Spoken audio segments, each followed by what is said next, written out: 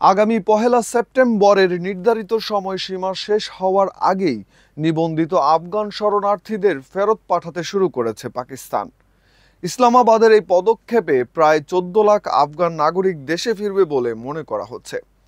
জাতিসংঘের শরণার্থী বিষয়ক হাই কমিশন ইউএনএইচসিআর সংস্থাটি বলছে, বিপুল সংখ্যক আফগানিকে জোরপূর্বক ফেরত পাঠিয়ে মানবাধিকার লঙ্ঘন করছে প্রধানমন্ত্রী শেহবাজ শরীফ সরকার। পাকিস্তান সরকার চলতি সপ্তাহে চলমান ইল্লিগ্যাল ফরেনার্স রিপেট্রিয়েশন প্ল্যান আইএফআরপি এর অধীনে প্রুফ অফ রেজিস্ট্রেশন নামে পরিচয়পত্র নিয়ে বসবাসকারী আফগান শরণার্থীদের দেশে ফেরত পাঠানোর ঘোষণা দেয়। আফগানিস্তানে ১৯৮০-র দশকে যুদ্ধ শুরু হলে পরবর্তী ৪ দশক ধরে বহু আফগান পাকিস্তানে পালিয়ে আসে। এসব আফগানিকে শরণার্থী হিসেবে বসবাসের অনুমতি দেয় পাকিস্তান সরকার। এসব শরণার্থীদেরকে প্রুফ অফ রেজিস্ট্রেশন ও আফগান সিটিজেন কার্ড নামে ২ ধরনের পরিচয়পত্র দেয়া হয়।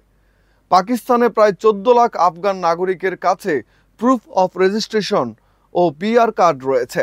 তাদের এই কার্ডের মেয়াদ চলতি বছরের জুনে শেষ হয়ে যায়, আর সরকারও সেগুলো নবায়ন করতে অস্বীকৃতি জানায়। চলতি সপ্তাহে পাকিস্তানের স্বরাষ্ট্র মন্ত্রণালয়ের এক আদেশে বলা হয়, নিবন্ধিত শরণার্থীদের ৪ আগস্ট থেকে ৩১ আগস্ট পর্যন্ত ২৫ দিনের অনুগ্রহকালীন সময় দেওয়া হয়েছে, যাতে তারা স্বেচ্ছায় আফগানিস্তানে ফিরে যেতে পারেন। পিওআর কার্ড ছাড়াও আরও অন্তত ৮ লাখ শরণার্থীর কাছে আফগান সিটিজেন কার্ড নামে আরেক ধরনের নিবন্ধিত কার্ড রয়েছে।